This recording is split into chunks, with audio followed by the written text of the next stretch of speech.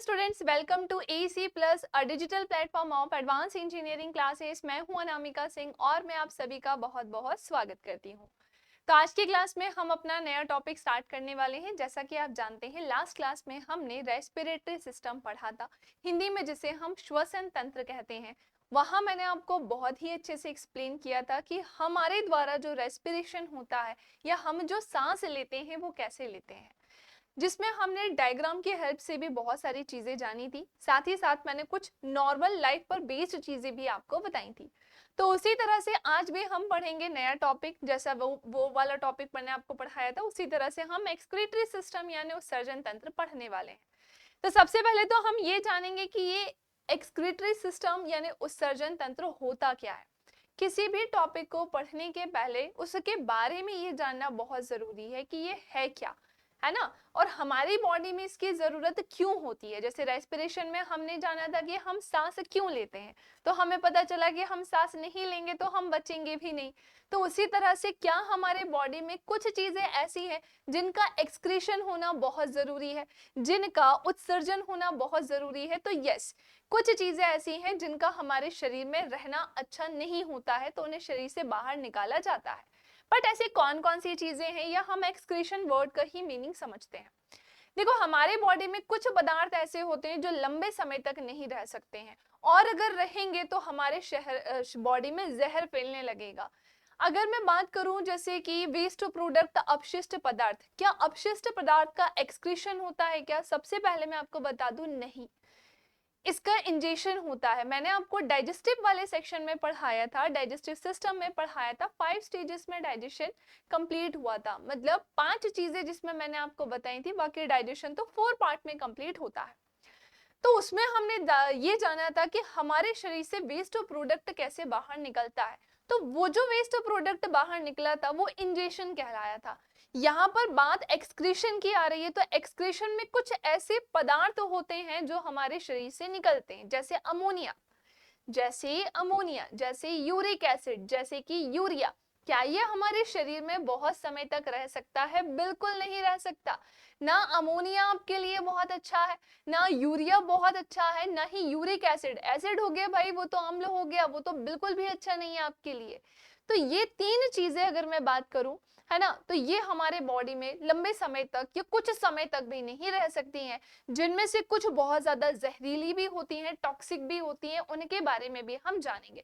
सो आप ये ध्यान रखिएगा कि एक्सक्रीटरी सिस्टम में कुछ ऐसे, या मैं कहूँ उत्सर्जन उन्हीं पदार्थों का होता है जो हमारे बॉडी में, जो हमारे शरीर में लंबे समय तक हम नहीं रख सकते, या मैं कहूँ कुछ समय तक भी अगर वो रहे हमारे शरीर में तो उससे हमें इन्फेक्शन हो सकता है, वो हमारे बॉडी को हार्म कर सकते हैं। क्लियर ये चीज?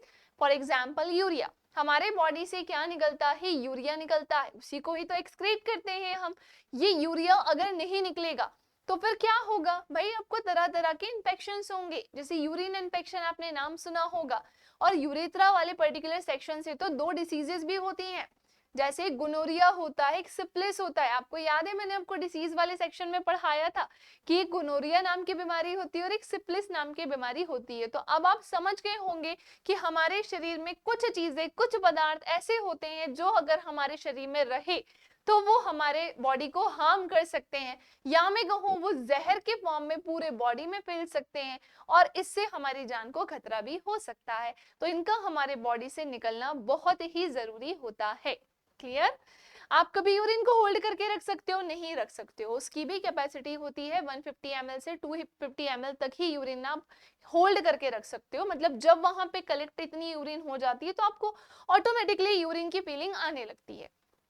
बट अगर मैं बात करूं कि हमारे बॉडी से यूरिन अगर नहीं निकली तो फिर क्या होगा? ऑब्वियस सी बात है कि वो फिर तरह तरह के इन्फेक्शंस करने लगेगी, जो हमारे बॉडी के लिए अच्छा नहीं है। ओके, हमारे बॉडी से अमोनिया भी निकलता है, उसके बारे में भी बात करेंगे। बट मैंने आपको एक्सक्रीटरी सिस्टम या एक्सक्रीशन के बारे में बताया। अब उसकी यहाँ पर एक प्रॉपर ना डेफिनेशन लिखी है। अब आपको मैंने मेरी भाषा में तो बता दिया, मैंने सोचा पहले मैं अपनी भाषा में बता दूं ताकि आपको बहुत अच्छे से समझ में आ जाए, फिर मैं बुक की लैंग्वेज में समझाऊंगी। तो पहले हम देखते हैं, हमारी लैंग्वेज को तो समझ में आ गया होगा, बुक की भाषा समझते हैं। एक्सक्रीशन यानी उत्सर्जन क्या होता है? So the elimination of a nitrogenous substance from the body called as excretion, यानी शरीर में नाइट्रोजन युक्त उत्सर्जी पदार्थ को बाहर निकालने की प्रक्रिया उत्सर्जन कहलाती है। क्या बोला है? वे सारे पदार्थ जो कैसे हो, नाइट्रोजीनियस हो, यानी कि जो नाइट्रोजन से युक्त हो, यानी जिनमें नाइट्रोजन हो ही, तो उनको हमारे शरीर से बाहर निकालने की जो प्रक्रिया होती है वो वही क्या कहलाती है? उत्सर्जन, यानी कि एक्सक्रीशन। ओके, अब excretion are of 3 types and on the basis of, ये ऑन होगा, ठीक है, on the basis of excretory system. उत्सर्जन उत्सर्जी पदार्थों के आधार पर 3 प्रकार का होता है, या मैं कहूं कि जो उत्सर्जी पदार्थ होते हैं वो 3 प्रकार से विभक्त होते हैं, इन्हें 3 पार्ट में बांटा जाता है। अब वो 3 पार्ट कौन कौन से होते हैं? एक होता है अमोनिया, एक होता है यूरिया और एक होता है यूरिक एसिड। मैंने स्टार्टिंग में ही नाम बताए थे, ये 3 चीजें हमें यहाँ से पढ़नी है जो हमारे बॉडी में भी होती है। क्या हमारे बॉडी में अमोनिया होता है? बिल्कुल होता है, लेकिन ये कुछ ही समय के लिए होता है, इसको जल्दी से यूरिया में कन्वर्ट किया जाता है, वो भी हम जानेंगे। तो पहले तो मैं आशा करती हूँ कि इतना आपको अच्छे से समझ में आ गया होगा। आया कि नहीं आया होगा? वैसे तो आ गया होगा, है ना। चलो आगे बढ़ते हैं। अब हम एक चीज और, हमें इनमें क्या क्या पढ़ना होगा, पहले तो एक छोटा सा इंट्रोडक्शन मैं आपको दे देती हूँ कि पढ़ना क्या क्या है। सबसे पहले तो मैं आपको यही बताऊंगी कि हमारे बॉडी में एक्सक्रीशन जो होता है, पहले तो हम इन 3 चीजों पर डिस्कशन करेंगे और लंबा डिस्कशन जाएगा ये थोड़ा सा।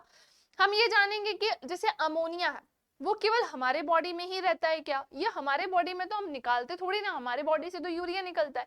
तो जो दूसरे जीव होते हैं, अगर मैं बात करूं बर्ड्स, उनके बॉडी से क्या निकलता है? जैसे अगर मैं बात करूं एवीज यानी पक्षी वर्ग जो होगा, उनके बॉडी से क्या निकलता है ना। इसके अलावा रेप्टाइल्स से क्या निकलता है, फिशेस से क्या निकलता है, उत्सर्जन क्या होता है इनका, क्या एक्सक्रीशन होता है, इनके बारे में हम सबसे पहले बात करेंगे। पहला पॉइंट तो ये हो गया। सेकंड पॉइंट ये है आपके सामने डायग्राम। हमारे बॉडी में जो सबसे इंपॉर्टेंट ऑर्गन की अगर मैं बात करूं, अगर मैं एक्सक्रीटरी ऑर्गन की बात कर दूं, सबसे महत्वपूर्ण उत्सर्जी अंग कौन सा है, तो आंसर क्या होगा? किडनी होगा। क्यों होगा? क्योंकि हमारे बॉडी से क्या निकलता है? यूरिया। बॉडी से नहीं, बॉडी के किस पार्ट से निकलता है? तो वो निकलता है किडनी से। सो बेसिकली हम यहाँ पर फिल्टरेशन के प्रोसेस के बारे में जानेंगे, हमारी किडनी में कैसे फिल्टर होता है यूरिया, ये हम जानेंगे। समझ पा रहे हैं आप लोग? तो ये है आपके सामने किडनी का डायग्राम। किसका डायग्राम? किडनी का डायग्राम। इसको अभी ऐसे समझो, देख के घबराना नहीं, ओ माय गॉड ये क्या है, हम इसे कैसे पढ़ेंगे। अगेन आपको पता है कि डायग्राम तो हम ऐसे देखते ही हैं, बाकी मैं आपको प्रॉपर पूरा बना के बताऊंगी। अच्छा एक चीज और, इतनी सारी चीजें जो यहाँ पर हैं, इन सबकी भी जरूरत पड़ेगी हमको, क्योंकि आपके किडनी में यूरिया जो है वो बनता है, शरीर के किस भाग में बनता है? तो वो किडनी में बनता है। और किडनी नहीं बनाती है, किडनी में नेफ्रॉन्स होते हैं। आज की क्लास में नेफ्रॉन्स में तो नहीं पहुंच पाएंगे, डायग्राम तक ही पहुंच पाएंगे। तो हम नेफ्रॉन्स का स्ट्रक्चर भी जानेंगे, बट वो नेक्स्ट क्लास में, कि नेफ्रॉन कैसे ब्लड का फिल्टरेशन करने के बाद यूरिया को अलग कर देता है और ब्लड को अलग कर देता है। क्लियर ये चीज?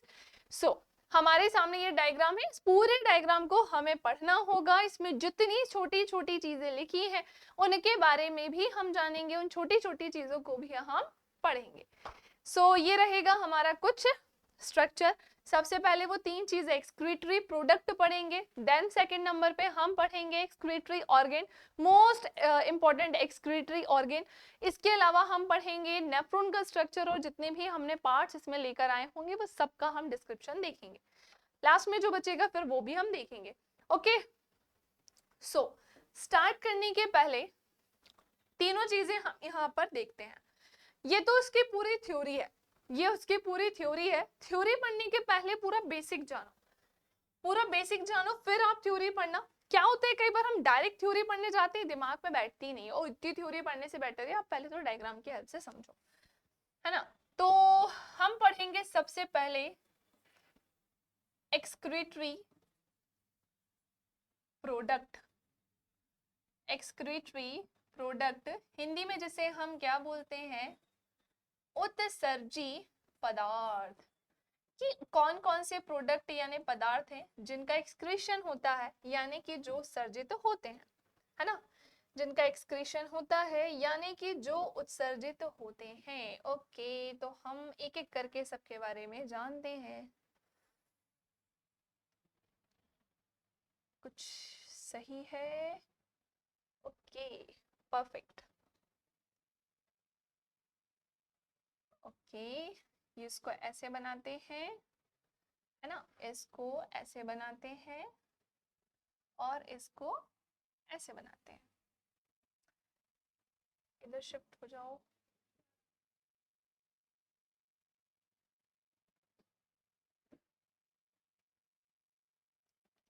चलो अब ध्यान से समझो। सबसे पहले नंबर पे मैं आपको किसके बारे में पढ़ाने जा रही हूँ, तो हम पढ़ेंगे अमोनिया। हम किसके बारे में पढ़ेंगे? अमोनिया। हिंदी में भी आप इसे क्या लिखेंगे भाई? अमोनिया ही लिखना। ओके, अमोनिया ही लिखना। सेकंड नंबर पे आ जाइएगा। अमोनिया के बाद हम पढ़ेंगे यूरिया, है ना। उसके बाद हम क्या पढ़ने वाले हैं? यूरिया। थर्ड नंबर पे हम पढ़ेंगे यूरिक एसिड। तीसरे नंबर पर हम पढ़ेंगे यूरिक एसिड, हिंदी में जिसे हम यूरिक अम्ल कहते हैं। क्या कहते हैं? यूरिक अम्ल। अब हम उन छोटे जीवों के, ये दूसरे जीवों के बारे में बात करेंगे जिनके शरीर से भी कुछ ना कुछ निकलता है, एक्सक्रीशन होता है, उत्सर्जन होता है। दोनों लैंग्वेज का मैं ध्यान रख रही हूँ, आपको पता ही है। इससे पहले भी जितनी क्लासेस हुई हैं उसमें मैंने दोनों ही मीडियम में पढ़ाया है, दोनों ही भाषा में पढ़ाया है, तो हम आगे तक भी ऐसे ही दोनों लैंग्वेज में पढ़ने वाले हैं। चलो तो ध्यान से सुनो कि अमोनिया, यूरिया और यूरिक एसिड, ये पहली चीज तो तीनों में से ज्यादा विषैला कौन होता है, सबसे ज्यादा टॉक्सिक क्या होता है? अमोनिया होगा, यूरिया होगा, ये यूरिक एसिड होगा। तो मैं आपको बता दूं, ये सीक्वेंस में मैंने जानबूझ के सीक्वेंस ऐसी लिखी है ताकि मैं आपको बता सकूं। तीनों ही जहरीले होते हैं, लेकिन सबसे ज्यादा क्या होता है? अमोनिया। ये कैसा होता है? तो ये विषैला होता है। ये कैसा होता है? तो ये होता है विषैला, जिसे हम क्या कहते हैं? टॉक्सिक कहते हैं, जिसे हम टॉक्सिक कहते हैं। और यूरिया कैसा होता है? तो ये कम विषैला होता है। ये कैसा होता है? इसके कंपैरिजन में कम विषैला होता है। ओके ठीक है, चलेगा। चलेगा क्या मतलब? कोई ऑप्शन तो है नहीं ना। तो ये कम विषैला होता है। यूरिक एसिड कैसा होता है? तो ये इसके कंपैरिजन में थोड़ा सा विषैला होता है, थोड़ा सा विषैला, या मैं कहूँ जहरीला होता है। पहला पॉइंट समझ में आ गया। तीनों ही हमारे लिए अच्छे नहीं है। पहली बात तो ये मैं बताऊं भाई, एक बात बताइए, कोई ऐसी चीज जो खराब हो चुकी है, जिसकी आपकी बॉडी में जरूरत ही नहीं है, उसको बॉडी में रखे रहोगे लंबे समय तक, तो वो आपकी बॉडी को हार्म तो करेगी ना। ये तो बहुत कॉमन सेंस वाली बात होगी कि वो हमारी बॉडी को बिल्कुल हार्म करेगी। तो तीनों को सीक्वेंस में डिवाइड कर दिया, ये बहुत हार्म करेगी, ये बॉडी में बहुत समय तक रह ही नहीं सकती, कुछ समय तक भी नहीं रह सकती। ये थोड़े समय तक रहेगी और ये थोड़े कम, मतलब ये ज्यादा जहरीला, ये थोड़ा कम, और ये उससे भी कम जहरीला होता है, बट होते तीनों ही खतरनाक है। अच्छा, ये तो हो गया हमारा फर्स्ट पॉइंट। अब अगला क्वेश्चन कि इसको निकालने के लिए कितने पानी की जरूरत पड़ेगी? जब ये बहुत ज्यादा विषैला है, बहुत ज्यादा टॉक्सिक है ना, तो यहाँ पर हमें ह्यूज अमाउंट ऑफ वाटर लगेगा। क्या लगेगा? ह्यूज अमाउंट ऑफ वाटर, यानी कि अधिक मात्रा में जल। क्या ये बात समझ में आई? इसमें पानी कैसा लगेगा? ज्यादा लगेगा, है ना। और इसके कंपैरिजन में इसमें पानी कैसा लगेगा? थोड़ा सा कम।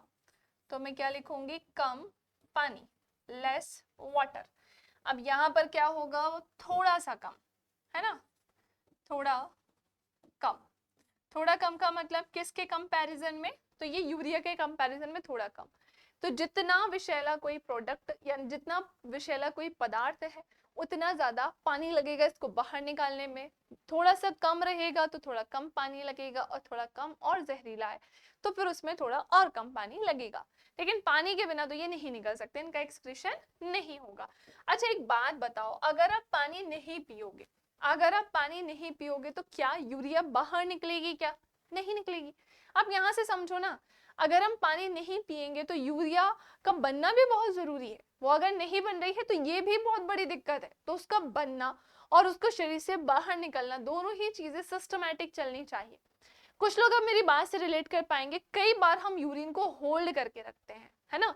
कई बार हम यूरिन को होल्ड करके रखते हैं तो दिक्कत होती है कि नहीं होती है, 100% होती है। आपको तरह तरह के इन्फेक्शंस फेस करने पड़ेंगे, जैसे आपको यूरिन में जलन होने लगेगी, पर्टिकुलर यूरेथ्रा वाले सेक्शन में, मेल फीमेल दोनों को होती है। हमें यूरिन को कभी होल्ड नहीं करना चाहिए, लेकिन कुछ लोगों की हैबिट होती है कि मुझे गंदे में वॉशरूम नहीं जाना है। ये चीजें बिल्कुल सही है कि हाँ ठीक है, हमें थोड़ा हाइजीन मेंटेन करके रखना चाहिए, बट यूरिन को होल्ड करके रखना भी कोई सोल्यूशन नहीं होता है। अगर आप हैबिचुअल है उस चीज के, तो हैबिट तो कह रही बन ही नहीं सकती, आपको 102 दिन में ही असर मिल जाएगा अगर आपने लंबे समय तक यूरिन को होल्ड करके रखा है, क्योंकि आपने एक जहर को होल्ड करके रखा है, तो आपकी बॉडी में जल्दी से असर दिखाएगी। पानी का ज्यादा मात्रा में पीने से यूरिन से रिलेटेड या बॉडी में बीमारी सच में नहीं होती। आप जितना ज्यादा पानी पियोगे यूरिन निकलेगा, तो वो गंदगी को बाहर लेते हुए निकलता है। तो ये इतना ज्यादा जरूरी है इसका एक्सक्रीशन। इसमें अधिक मात्रा में पानी, इसमें कम मात्रा में, और इसमें थोड़ा और कम लगेगा। अब इसमें कौन कौन सी चीजें आती हैं तो मैं आपको बता दूं, जितने भी जलीय जीव होंगे यानी aquatic animal, aquatic animal Hindi में जिसे हम क्या बोलते हैं, जलीय जीव, हिंदी में जिसे हम क्या बोलते हैं, जलीय जीव। तो जितने भी जलीय जीव होते हैं, फॉर एग्जाम्पल फिश, अब मैं जलीय जीव में भी अगर बोल दूं, फॉर एग्जाम्पल जितनी भी फिशेज होती हैं वो किस में आती हैं, या उनके शरीर से क्या निकलता है, तो उनके शरीर से निकलता है ammonia. Very very very important, clear. Fishes के शरीर से क्या एक्सक्रीट होता है, तो इनके बॉडी से निकलता है अमोनिया। नेक्स्ट, अब यहां से क्या निकलेगा, मतलब यूरिया की अगर मैं बात करूं तो ये कहां से निकलता है, मैमल्स मतलब समझते हैं जिन्हें हम स्तनधारी कहते हैं, है ना। तो जो मैमल्स यानी स्तनधारी होते हैं उनके शरीर से क्या निकलता है, यूरिया। तो मैमल्स आ जाएंगे इसमें, है ना, यानी हिंदी में जिसे हम क्या कहेंगे, स्तनधारी, इनके शरीर से क्या निकलता है, यूरिया निकलता है। साथ ही साथ इसमें फ्रॉग भी मेंशन कर लेना, मेंढक के शरीर से भी यूरिया ही निकलता है, मेंढक से भी क्या निकलता है, यूरिया ही निकलता है। लास्ट में आ जाओ, यूरिक एसिड की अगर मैं बात करूं, तो जो एवीज होते हैं, है ना, यानी कि जो पक्षी वर्ग होते हैं उनके बॉडी से क्या निकलता है, यूरिक एसिड निकलता है। इंसेक्ट जो होते हैं इनके शरीर से भी क्या निकलता है, जिसे हम हिंदी में क्या बोलते हैं, कीट, इनसे भी क्या निकलता है, यूरिक एसिड। रेप्टाइल्स समझते हैं, रेप्टाइल्स हिंदी में जो कि क्या कहलाते हैं, सरीसृप। तो सरीसृप से भी क्या निकलता है, सरीसृप से भी क्या निकलता है, तो इनसे भी क्या निकलता है, यूरिक एसिड। आप मेरी बात को थोड़ा सा ध्यान से सुनिएगा, है ना, आप मेरी बात थोड़ा सा ध्यान से सुनना है ना। इसमें अलग से मेंशन कर लेना कि इसमें ह्यूमंस आएंगे, है ना, मानव के बारे में बात चल रही। सुनो, अब क्या होता है, ये तो कहानी समझ में आ गई होंगी कि फिशेस के बॉडी से क्या निकलता है, तो वो अमोनिया निकलता है। ह्यूमंस अगर मानव की बात करेंगे तो ये तो सबको पता है, यूरिया निकलता है। मेंढक से भी यूरिया निकलता है। एवीज जो भी पक्षी वर्ग होते हैं उनके शरीर से भी क्या निकलता है, यूरिक एसिड निकलता है। इंसेक्ट छोटे जीव, इंसेक्ट में कौन कौन सी जीव आते हैं, मतलब ऐसे जीव जिनके 3 पैर हो या 3 से ज्यादा हो, या जिनमें पंख लगे हों, तो ऐसे छोटे छोटे जो भी कीट होंगे या जो जीव होंगे वो किस में जाते हैं, इंसेक्ट में। फिर से बोल रही हूं मैं, जिनके 3 या 3 से ज्यादा पैर हो और जिनके पंख हो, तो वो क्या कहलाते हैं, इंसेक्ट, छोटे जीव ये होते हैं। सरीसृप जिन्हें हम रेप्टाइल्स कहते हैं, सरीसृप नाम से ही समझिए जो रेंग कर चलने वाले जीव होते हैं। तो इनमें भी तरह तरह के होते हैं, कुछ जमीन पर रेंगते हैं, कुछ पानी में रेंगते हैं, है ना। वो जीव जिनके अगर मैं बात करूं, जिनकी शेल होती हैं, जिनमें कांटे भी लगे हुए होते हैं, जैसे कि कछुआ हो गया, तो वो भी क्या है, तो वो भी क्या होगा, सरीसृप होगा। वो किससे ढका होता है, तो उनके पीछे शेल नहीं होती है। तो ऐसे जीव भी क्या कहलाते हैं, वो किस में आते हैं, सरीसृप रेप्टाइल्स में। ध्यान रखना कि इनके द्वारा क्या निकलता है, यूरिक एसिड, यूरिक अम्ल निकलता है, दैट्स इट। कई बार क्या होता है कि वो आपसे डायरेक्ट एक्सक्रीटरी सिस्टम में किडनी से क्वेश्चन ना पूछकर यहाँ से भी क्वेश्चन पूछ लेते हैं। ये भी बहुत इंपॉर्टेंट सेक्शन था, इसलिए मैंने आपको इसके बारे में बताया। आई होप आपको ये बहुत अच्छे से समझ में आ गया होगा, है ना। आई होप आपको ये अच्छे से क्लियर हो गया होगा। अब इसकी थ्योरी देखो, अब इसकी थ्योरी देखो, जिस जो हो सकता है कुछ एक आध चीज एक्स्ट्रा भी आपको दे दे। अच्छा एक चीज और, ये ये अमोनोटोलिस में क्यों लिखा है यहाँ पर, ये भी मैं आपको बता दूं। अमोनोटेलिस इसमें इसलिए लिखा है कि जो अमोनिया से निकलने वाले, जिन जीवों के बॉडी से अमोनिया निकलता है, जैसे कि फिश के शरीर से क्या निकल रहा है, अमोनिया। एक्वेटिक एनिमल की बॉडी से क्या निकलता है, अमोनिया निकलता है। तो ऐसे जीव क्या कहलाते हैं, अमोनोटेलिस में कहलाते हैं। इसलिए उन्हीं के नाम पर ये नाम पड़ा है, जिसमें हम बेसिकली किसके बारे में पढ़ते हैं, तो जिसमें हम अमोनिया के बारे में ही पढ़ते हैं। चलो स्टार्ट करते हैं। वे जीव जिनका उत्सर्जी पदार्थ क्या होता है, अमोनिया होता है, उसी को हम क्या बोलते हैं, अमोनोटेलिक कहते हैं। आप इसे अमोनोटेलिक बोलते हो। ऐसे जीव क्या कहलाते हैं, अमोनोटेलिक। और इनको क्या कहा जाता है, अमोनोटेलिज्म भी कहा जाता है। अमोनिया एक जहरीला पदार्थ होता है, हमें बहुत अच्छे से पता है। इसके बनते ही शरीर से बाहर निकालना अति आवश्यक होता है, जिसके लिए अत्यधिक मात्रा में छाल की आवश्यकता होती है, इसको जल कर लेना, जिसके लिए ज्यादा मात्रा में क्या लगता है, जल। अभी मैंने आपको बताया कि ये सबसे ज्यादा जहरीला होता है, ये हमारे शरीर में नहीं रह सकता है, इसको जल्दी से, जैसे ये बनता है उसे जल्दी से बॉडी से निकालना होता है, जिसके लिए ज्यादा मात्रा में क्या लगता है, वाटर। ये एक जलीय जीवों में संभव है। जलीय जीव बोले तो एक्वेटिक एनिमल, है ना। जैसे कि उदाहरण के लिए इसमें समस्त जलीय जीव आ जाएंगे। अच्छा, समस्त जलीय जीव में यहाँ पर कॉमा लगाया है, बट मैं ये ब्रैकेट में लिख रही हूँ, मत्स्य यानी फिशेस आ जाएंगे इसमें। केचुए की अगर मैं बात करूं, केचुआ और मेंढक दोनों आ रहा है। अब आप कहेंगे मैडम अभी तो आपने कहा था कि मेंढक के शरीर से क्या निकलता है, यूरिया निकलता है। अब मेरी बात ध्यान से सुनना, मेंढक आपका पानी में भी रहता है, पानी वाले मेंढक भी होते हैं, और आपके कुछ मेंढक ऐसे होते हैं जो जमीन पर रहते हैं, हाँ या ना। इतना तो सबको पता ही होगा। जैसे कुछ मेंढक, और समझने की कोशिश करें, वे फ्रॉग जो पानी के अंदर रहते हैं, तो वो सांस कैसे लेते होंगे, फिर वो गिल्स से सांस लेते हैं। और वो मेंढक जो जमीन पर रहते हैं, फिर वो किससे सांस लेते हैं, लंग्स से लेते हैं। ये रेस्पिरेटरी सिस्टम, मतलब ये मैं बात करूं रेस्पिरेशन से रिलेटेड, ये छोटा सा भाग था। जैसे हम कहाँ से सांस लेते हैं, हम कहाँ से सांस लेते हैं, तो हम तो लंग्स से लेते हैं, तो वैसे ही फ्रॉग ये दो जगह से लेता है। और कुछ मेंढक ऐसे भी होते हैं जो जमीन के अंदर धसे हुए होते हैं। तो ऐसे मेंढक जो जमीन के अंदर धसे होते हैं, वो अपनी स्किन से सांस लेते हैं। क्या मेरी बात समझ में आई? देखो ये इतनी सारी चीजें होती हैं। तो अब मेरी बात सुनना, तो जो एक्वेटिक एनिमल होते हैं वो तो इसके एग्जाम्पल होंगे। अर्थवर्म, केचुआ पानी वाला अलग होता है और जमीन वाला अलग होता है, तो ये पानी वाले की ही बात चल रही है, इसलिए केचुआ भी इसी में आ जाएगा और मेंढक भी इसी में आएगा। मेंढक आगे भी मिलेगा, पर फिर मैं आपको एक्सप्लेन कर दूं, पानी अगर बोला है तो पानी में, और अगर जमीन बोला है तो जमीन। आपके पेपर में इस तरीके के क्वेश्चन क्लियरली लिखे आते हैं, क्योंकि आप फिर नेचर को गलत कर दोगे। अगर आपने इसे क्लियर नहीं लिखा है तो आप नेचर को गलत करोगे, तो कभी भी वो दोनों को साथ में नहीं देंगे, क्योंकि दोनों में ही आते हैं, वो जीव ही ऐसे। अब एक बात बताओ, कभी आपसे वो पूछेंगे कि बताओ मेंढक कहाँ कहाँ से सांस लेता है, तो वो तो 3 जगह से सांस लेता है, फिर तो वो होता ही है सब, है ना। तो ये मैं आशा करती हूँ कि मछली मछली दिख रही होगी, मेंढक मेंढक दिख रहा होगा, और ये डायग्राम किसका है, तो ये अर्थवर्म का है, केचुए का है। नेक्स्ट आते हैं, उसके बाद यूरियोटेलिज्म की बात करते हैं। नाम से ही समझ में आ रहा होगा कि यहाँ पर किसका एक्सक्रीशन होता है, तो यहाँ से किसका उत्सर्जन होगा, यूरिया का, बिल्कुल सही। वे जीव जिनका उत्सर्जी पदार्थ क्या होता है, यूरिया होता है। क्या होता है, तो जिनका उत्सर्जी पदार्थ यूरिया होता है। Those organisms which excrete their nitrogenous substance in a form of urea, मतलब जो अपने उत्सर्जी पदार्थ के रूप में किसको निकालते हैं, यूरिया को, उन्हें बोलते क्या है, यूरियोटेलिक बोलते हैं, है ना। ऐसे जीव यूरियोटेलिक कहलाते हैं, और जो निकलता है उसे यूरियोटेलिज्म कहते हैं।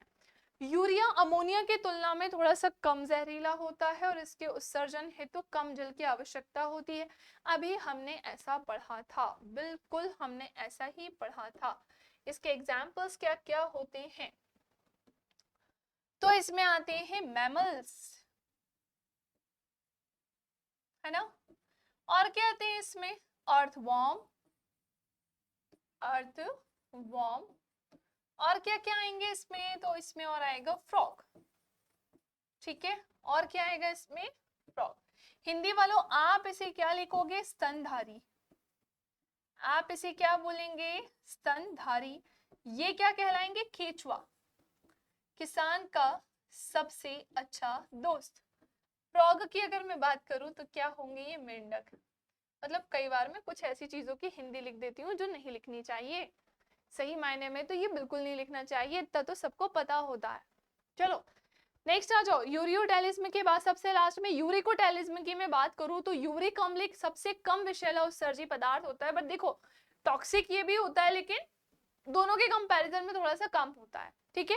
इसके उत्सर्जन हेतु बेहद कम जल की आवश्यकता होती है, मतलब बहुत कम जल की आवश्यकता होती है। यूरिक अम्ल का उत्सर्जन उन सभी जीवों में होता है जिनके शरीर में जल की कमी होती है या कम जल की आवश्यकता होती है, मतलब बेसिकली इसमें ऐसे इंसेक्ट्स आते हैं या वो सारे जीव आते हैं जिन्हें जल कम मात्रा में भी मिले तो चल जाए। हमें तो पानी बहुत लगता है, ह्यूमंस में तो पानी बहुत ही लगता है, और मछलियां तो रहती ही पानी में है ना। तो यहाँ से भी आप समझ सकते हो कि ऐसे कौन से जीव होंगे फिर, तो ऑब्वियस सी बात है इसमें सारे इंसेक्ट्स आ जाएंगे। वो इंसेक्ट्स, अच्छा इंसेक्ट्स क्या होते हैं अब आप यहाँ से समझो, जिनके क्या होते हैं, पंख होते हैं, जिनके 3 या 3 से ज्यादा क्या होते हैं, पैर होते हैं, जिनकी इस तरह से क्या निकली होती है, ये देखो मुंह ऐसा होता है, बीच का हिस्सा ऐसा होता है, पंख ऐसे होते हैं, और ये भी कुछ इस तरीके से निकला हुआ होता है। तो आप इसे ऐसे भी समझ सकते हो, है ना। तो ये छोटे छोटे जो कीट होते हैं वही इसमें रहेंगे। साथ ही साथ पक्षी वर्ग बोल रहे हैं तो भाई जितने भी तरह के पक्षी हैं वो भी इसी में आएंगे। और स्थलीय सरीसृप, ये मेंढक यहाँ क्या कर रहा है, मेंढक इसमें नहीं आएगा, मेंढक इसमें नहीं आएगा, इस चीज का ध्यान रखना है ना। और क्या क्या आएंगे, स्थलीय सरीसृप आएंगे। देखो स्थलीय सरीसृप मतलब क्या होते हैं, रेप्टाइल्स की बात कर रहे हैं बेसिकली, यहाँ पर रेप्टाइल्स की बात तो हो रही है, मैंने आपको अभी बताया था कि नहीं, ये बताया था। तो एवियस आएंगे, इंसेक्ट आएंगे और रेप्टाइल्स आएंगे। फ्रॉग देख के घबराना नहीं कि ये सब जगह क्या कर रहा है, क्या ये सब जगह होगा, नहीं होगा। समझ में तो आ रहा है ना सबको। ये 3 चीजें अभी सबसे पहले मैंने आपको बताई है। अब बढ़ते हम थोड़ा आगे, कोई क्लास ओवर नहीं हुई है तो देख के मत कहना कि अरे तो क्लास ही ओवर हो गई। अब थोड़ा सा आगे बढ़ते हैं, हम अपने मेन डायग्राम की तरफ आते हैं, और वो डायग्राम है ये डायग्राम। हम सबसे पहले अब इसे बनाना स्टार्ट करते हैं और हम इसके बारे में थोड़ा सा जानते हैं। ओके, अब मेरी बात ध्यान से सुनो। हमारी हेडिंग है, अब आज की हमारी हेडिंग है structure of kidney. Structure of kidney, Hindi में जिसे पता है हम क्या बोलेंगे, वृक्क की संरचना। हिंदी में जो कि क्या कहलाएगी, वृक्क की संरचना। क्लियर, हम पढ़ने जा रहे हैं वृक्क की संरचना। मेरी बात ध्यान से सुने, कुछ ऐसा डायग्राम आपको बनाना है जैसा मैं आपको बना के बता रही हूँ, है ना। इधर बनाती हूँ, उधर पे लिखूंगी। तो डायग्राम कुछ ऐसा बनेगा, ये यहां से लेके आना और सीधे इसी के लाइन में ऐसे छोड़ के नीचे भी ले आना, इसको भी ऐसे लेके आना और थोड़ा सा लंबा ले जाना, और इसको ऐसे नीचे ले आना, है ना। नेक्स्ट, रेड की जरूरत है अब, इसको ऐसे लेके आओ और इसको यहां से ऐसे ले जाओ, अगेन इसे भी ऐसे लेके आओ और ये ऐसा हो जाएगा, इतना पतला नहीं होगा, थोड़ा सा ये, है ना। और इसको यहाँ छोड़ देना, ये लेके जाना और इसको यहाँ छोड़ देना। ओके, हम चाहें तो अब इसे ऐसे ही कर सकते हैं, मेरे पास ये बोर्ड है तो मैं कुछ भी कर सकती हूँ। आप कोशिश करना कि आप कुछ भी ना करो, ये ऐसे बनेगा। और सुनो, ये वाला थोड़ा सा ऊपर बनाना, साइज में डिफरेंस नहीं आता, दोनों का साइज सेम होता है, गलती से भी साइज में कोई चेंजेस नहीं होने चाहिए, वरना आप चलो तो आप दोनों के साइज ही चेंज कर मारो, साइज कोई चेंज नहीं करेगा, बस एक ऊपर नीचे होता है। ये कैसा होता है, एक थोड़ा नीचे होता है और एक थोड़ा सा ऊपर होता है। इनके ऊपर एड्रीनल ग्लैंड होती है, इनके ऊपर क्या होती है, एड्रीनल ग्लैंड होती है, आपको बहुत अच्छे से पता है। नेक्स्ट आते हैं, उसके बाद किस पेन से बनाए, इससे बनाए। इस पर्टिकुलर सेक्शन की मैं बात करूं तो यहाँ से यूं और ये यहाँ से यूं निकलेगा, अगेन इसी में सेम ये चीज होगी, ये यूं होगा और ये यूं होगा। अब क्या होता है ना, इसमें क्या होता है, तो इसी में होता है ये आपका यूरिनरी ब्लैडर है। ओके, ये क्या है आपका यूरिनरी ब्लैडर, दैट्स इट। ये है आपका डायग्राम। चलो नाम देती हूँ तो आपको वो सब समझ में आ जाएगा। This is our renal artery और ये हमारी रीनल वेन है। ये आर्टरी है और ये वेन है, ध्यान रखना। इसे हम क्या बोलते हैं, तो ये एड्रीनल ग्लैंड एड्रीनल ग्लैंड है ना। हिंदी में जिसे आप इसे क्या बोल सकते हैं, अधिवृक्क ग्रंथि। हिंदी में कौन सी ग्रंथि होगी, ये अधिवृक्क ग्रंथि। चलो नेक्स्ट आते हैं। ये मैं पता है इसलिए इतने प्यार से बनाती हूँ ताकि आप ना ये मत सोचो कि अरे अब हम इसे रटेंगे कैसे, कुछ भी नहीं रटना है, सिंपल सिंपल है ना। आपसे कौन बोल रहा है कि सेम ऐसे ही बना के दे दो, आप मिलता जुलता बनाओ। अब मैं आपको बताऊं, कुछ एग्जाम्स ऐसे होते हैं जिनमें डायग्राम बना के दे देते हैं और वो या तो नाम पूछ लेते हैं या बिना नाम दिए एरो बना के उसका काम पूछ लेते हैं। तो जब नाम ही नहीं पता, लोकेशन ही नहीं पता, तो काम कैसे बताओगे। इसलिए हम इसे ऐसे पढ़ते हैं। जब भी प्रीवियस ईयर पेपर लगाओगे ना, मुझे जरूर याद करोगे। क्यों? क्योंकि आपको ऐसी चीजें मिलेंगी और रट कर तो बायो कभी नहीं पढ़ी जा सकती भाई। अंदर वाला जो ये सेक्शन है,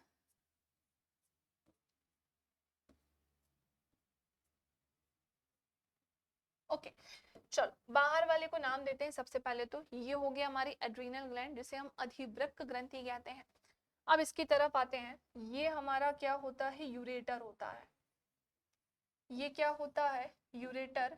हिंदी में जिसे हम मूत्र वाहिनी कहते हैं। हिंदी में ये क्या कहलाती है, तो हिंदी में इसे हम मूत्र वाहिनी कहते हैं। साइड में स्पेस जानबूझ के लिए छोड़ा है ना, इसकी जरूरत पड़ेगी अभी हमको। नेक्स्ट आते हैं उसके बाद। ये हमारा क्या कहलाएगा, तो इसे हम कहते हैं urinary bladder. Very important, urinary bladder. Hindi में जिसे हम क्या कहते हैं, मूत्राशय। हिंदी में जिसे हम मूत्राशय कहते हैं। हिंदी में ये क्या है, मूत्राशय। हिंदी वालों दोनों ही भाषा में नाम याद करना रिक्वेस्ट है आप सभी से।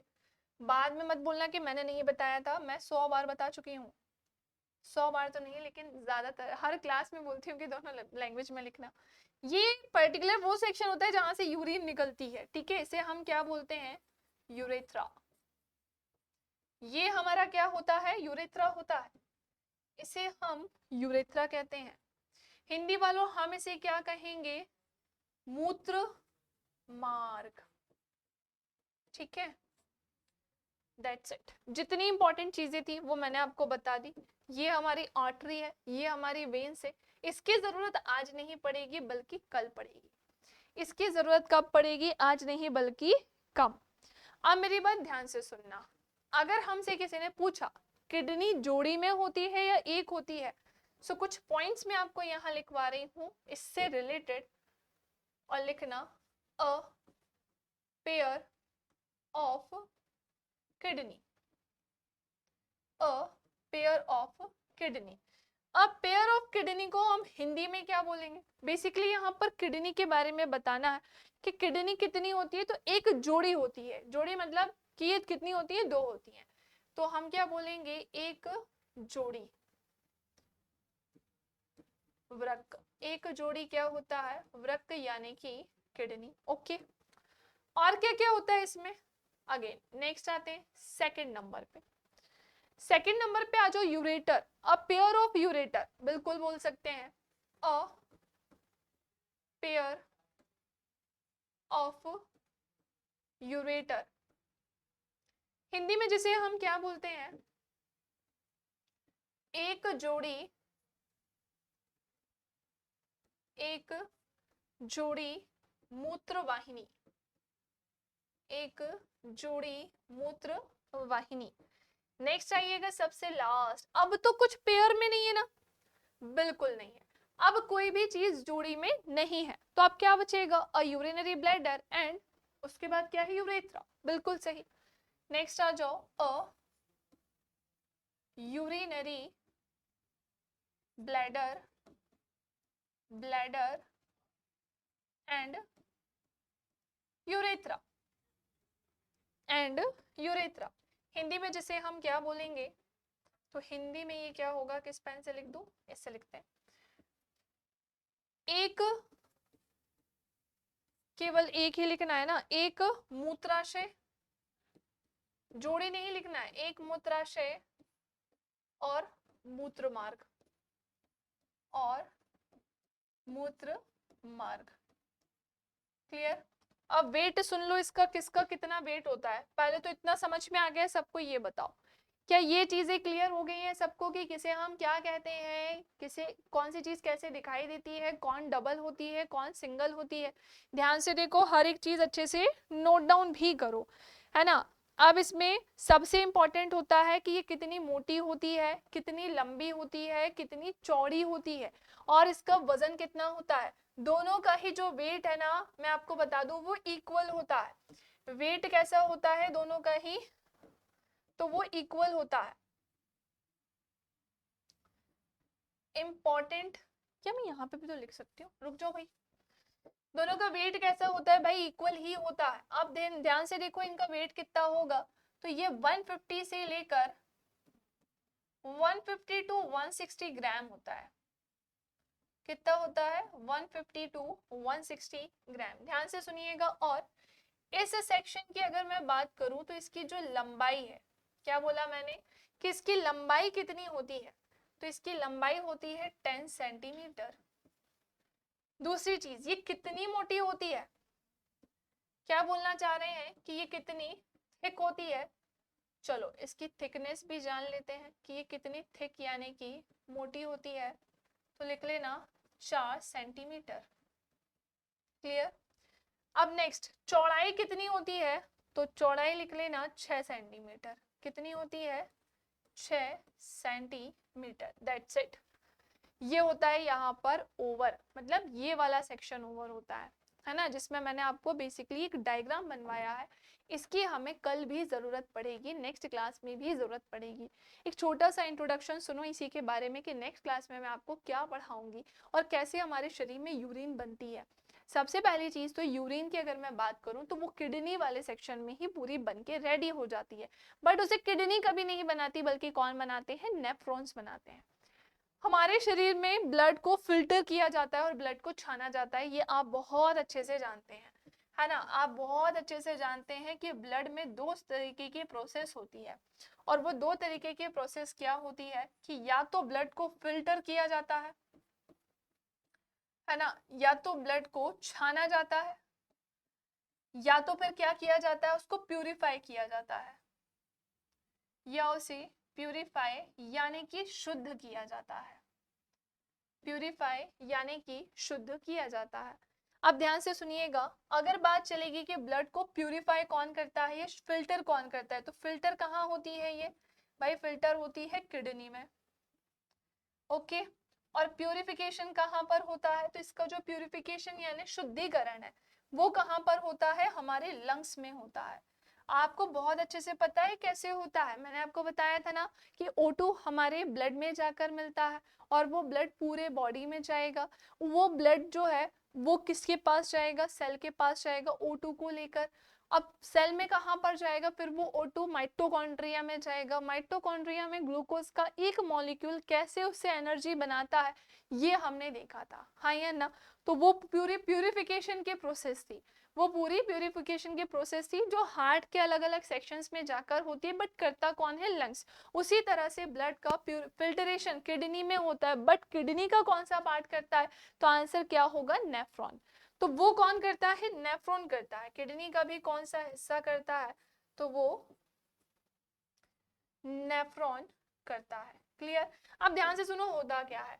अगर मैं बात करूं कि जो फिल्टर विदाउट फिल्टर वाला जो ब्लड होता है, जहां पे अभी फिल्टरेशन की प्रोसेस नहीं हुई है, तो यहां से ब्लड आएगा और आकर किस में पहुंचता है, हमारी दोनों किडनीज में पहुंचता है। नेफ्रॉन्स यहाँ पर क्या करते हैं, उसको पूरी तरह से फिल्टर करते हैं, छानते हैं। छानने के बाद जो ब्लड होता है वो यूरेटर के थ्रू किस में चला जाता है, यूरिनरी ब्लैडर। इस पर्टिकुलर सेक्शन में क्या होता है, होल्ड होता है। अब मेरी बात ध्यान से सुनना, कितना होल्ड होता है, तो 150 से लेकर 250 ml, है ना। 150 ml से लेकर 250 ml, 250 तो फिर भी ज्यादा हो गया, वहां तक पहुंचते पहुंचते ये इसकी कैपेसिटी है। अगर इतना यूरिन यहाँ पर होल्ड हो जाएगा तो आपको यूरिन की फीलिंग आने लगेगी और आप इसे लंबे समय तक होल्ड नहीं कर सकते हो, क्योंकि ये वाला सेक्शन पे धीरे धीरे करके स्वेल भी होने लगता है, फूलने लगता है। तो हम, और वो इन्फेक्शन बहुत जल्दी होता है क्योंकि ये रह ही नहीं सकता लंबे समय तक बॉडी में। आप खुद कभी ट्राई मत करना, बट कभी ऐसी स्थिति में फंसे हो या आपको ध्यान हो तो आप बहुत अच्छे से रिलेट कर पा रहे होगे कि हाँ आप इसे होल्ड नहीं कर सकते हो, है ना। तो ध्यान से देखें। हाँ, तो इस पर्टिकुलर सेक्शन में यूरिन क्या होती है, होल्ड होती है, और यूरेथ्रा वाले सेक्शन से ये बाहर निकल जाती है। तो जो प्रोसेस अभी इतना इजी वे में हमने देखी है वो इतना इजी एक्चुअली में होती नहीं है ना। इसमें क्या लगता है, अच्छी खासी चीजों की जरूरत पड़ती है। नेक्स्ट क्लास में, आज तो मैंने ये पूरा डायग्राम से आपको बता दिया कैसे कैसे कहाँ पर यूरिन जाएगा। हमने इसकी वेट देख लिया, हमने इसकी थिकनेस देख ली, हमने इसकी चौड़ाई देख ली, हमने इसके बारे में भी देख लिया कि कितने के पेयर में कैसा क्या क्या ये होता है ना। फिल्ट्रेशन और फिर हमने प्योरिफिकेशन को भी एक एक बार जाना है। अब नेक्स्ट क्लास में मैं आपको क्या पढ़ाऊंगी, उसमें हम सबसे इंपॉर्टेंट नेफ्रॉन देखेंगे। नेफ्रॉन का स्ट्रक्चर हम देखेंगे और हम ये जानेंगे कि कैसे नेफ्रॉन वर्क करता है, कैसे नेफ्रॉन फाइनली फिल्ट्रेशन करता है, और हमारे बॉडी में जो किडनी है उस सेक्शन में यूरिया रहता है और फिर यूरेटर के थ्रू तो वो यहाँ से जाकर बाहर निकल जाता है ना। जितनी भी उसमें चीजें होंगी, आज तो केवल एक्सप्लेन किया है, कल की क्लास में उससे रिलेटेड भी चीजों को हम पॉइंट्स बना बना के लिख के पढ़ेंगे। आई होप आपको ये बहुत ही अच्छे से क्लियर हो गया होगा, है ना। वापस से आ जाओ पीछे। और मैंने आपको क्या पढ़ाया, सबसे पहले तो मैंने आपको बताया कि एक्सक्रीशन यानी उत्सर्जन क्या होता है। फिर मैंने आपको बताया कि हमारे शरीर से उत्सर्जी पदार्थ के रूप में क्या क्या निकलता है। एक चीज और, अमोनिया हमारे शरीर में होता है लेकिन बहुत लंबे समय के लिए नहीं होता है, क्योंकि बाइल जूस पित्तरस उसे जल्दी से किसमें कन्वर्ट कर देता है, यूरिया में। यूरिया के फॉर्मेशन में और कौन हेल्प करता है, तो लीवर हमारी बिल्कुल हेल्प करता है। यूरिया के फॉर्मेशन में, उसके बनने में कौन हेल्प करता है, लीवर हेल्प करता है। नेक्स्ट आइएगा यूरिया, है ना, उत्सर्जी पदार्थ हो गया। फिर यूरिया के बारे में और यूरिक एसिड के बारे में हमने जाना। फिर मैंने अमोनिया से रिलेटेड अमोनोटेलिज्म के बारे में पढ़ाया, यूरिया से रिलेटेड यूरोटेलिज्म के बारे में बताया, और हमने यूरिक एसिड से रिलेटेड यूरिकोटेलिज्म के बारे में जाना है। फिर मैंने आपको फाइनल डायग्राम बताया है इसका कि कैसे हमारे शरीर से यूरिया का फॉर्मेशन होता है, कैसे होता है तो वो तो नेफ्रॉन करेगा जो कि कल देखेंगे, पर कहाँ कहाँ यूरिया होकर जाती है, फिल्ट्रेशन कैसे होता है, ये मैंने आपको थोड़ा थोड़ा तो अभी बताया। एक चीज और सुनिएगा, है ना, इसको आप नोट कर लेना, ये भी इंपॉर्टेंट है, आप इसी के बाद चाहे तो नोट कर लेना। एक चीज और, हेडिंग डालेंगे हम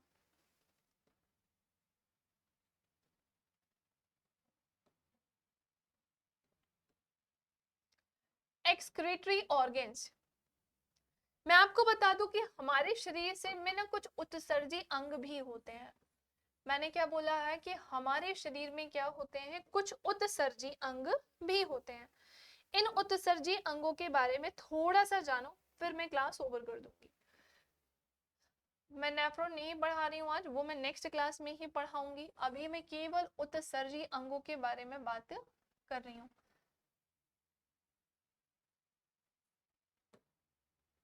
एक स्किन, देन हमारा लीवर, फिर हमारे लंग्स, और फिर क्या हो जाएगा, किडनी। सबके बारे में बात चली, थोड़ा थोड़ा से, बहुत ज्यादा नहीं है। ये हमारे कुछ ऑर्गन से जहां से चीजें निकलती हैं। जैसे स्किन से निकलता है, बिल्कुल निकलता है, त्वचा बिल्कुल आएगा इसमें। और क्या क्या आएगा, लीवर आएगा क्या, बिल्कुल आएगा, यकृत भी इसमें आएगा।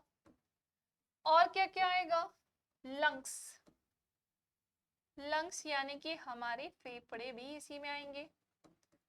और सबसे लास्ट में आइएगा किडनी। किडनी हिंदी में जिसे हम क्या बोलते हैं, वृक्क बोलते हैं। क्लियर। चलो आप बहुत ही ध्यान से सुनना।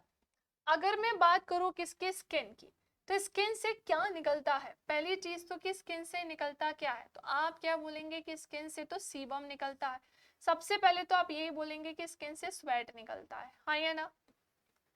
सबसे पहले तो यही बोलेंगे ना कि इससे क्या निकलता है, स्वेट यानी कि पसीना।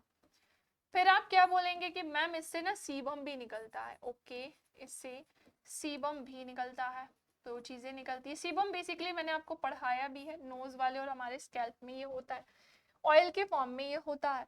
स्किन से स्वेट और सीबम निकलता है। नेक्स्ट आ जाओ जल्दी से, लीवर से क्या निकलता है, तो लीवर से क्या निकलता है, तो इससे निकलता है बाइल जूस, बाइल जूस निकलता है। हिंदी में जिसे हम क्या बोलते हैं, पित्त रस, हिंदी में ये पित्त रस होता है। साथ ही साथ इससे यूरिया के फॉर्मेशन में भी ये हेल्प करता है, इस चीज का भी ध्यान रखना। लंग्स की अगर मैं बात करूं तो लंग्स से सांस लेते हो तो O2 लेते हो, लेकिन छोड़ते हो एक्सक्रीशन किसका करते हो, CO2 का करते हो, बस वही आपको यहाँ बताना है। किडनी से क्या निकलता है भाई, तो ऑब्वियस सी बात है कि इससे निकलता है यूरिया, इससे क्या निकलता है, यूरिया। बस इतना ही था। ये कुछ हमारे ऑर्गन्स हैं। इन केस अगर ये आपके किसी एग्जाम में आ जाएं, अगर कभी पूछ लें कि हमारे शरीर में ऐसे कौन कौन से ऑर्गन है जिससे कुछ निकलता है, तो आप बता सको, इसलिए मैंने ये आपको पढ़ा दिया है ना। इसे CO2 और पेन चेंज कर देती हूँ मैं, ये ठीक है, समझ में तो आ ही रहा होगा। चलो दैट्स इट, आज के लिए इतना ही। बाकी ये डायग्राम बहुत अच्छे से पढ़ लेना, रिक्वेस्ट है आप सभी से। और ये मैंने कुछ ऑर्गन्स के बारे में बताया जो आपको बहुत अच्छे से पता भी है कि कैसे कैसे ये निकलता है। तो आज की क्लास यहीं ओवर करते हैं। कुछ इन्फॉर्मेशन मैं आपको देना चाहती हूँ, अगर आप SSC JEE की तैयारी कर रहे हैं 2023 की, तो हमने आपके लिए एक स्पेशल बैच स्टार्ट किया है जो कि है सार्थक बैच। तो आप इसे ज्वाइन कर सकते हैं। अगर आप स्टेट AG एग्जाम की प्रिपरेशन कर रहे हैं तो आप विजय बैच को ज्वाइन कर सकते हैं। अगर आप नॉन टेक्निकल में सिंगल सब्जेक्ट्स पढ़ना चाहते हैं तो आप उसे भी ज्वाइन कर सकते हैं। ओके और अगर आप अपनी प्रिपरेशन को बूस्ट करना चाहते हैं, आप अपने आप को देखना चाहते हैं कि कितने मार्क्स आ रहे हैं, कहाँ कोई कमी है, तो आप हमारे टेस्ट सीरीज भी ज्वाइन कर सकते हैं। साथ ही साथ आज की क्लास में मैंने आपको जो भी पढ़ाया है उसकी PDF आपको हमारे टेलीग्राम चैनल पर मिल जाएगी। सो मिलते हैं नेक्स्ट क्लास में, तब तक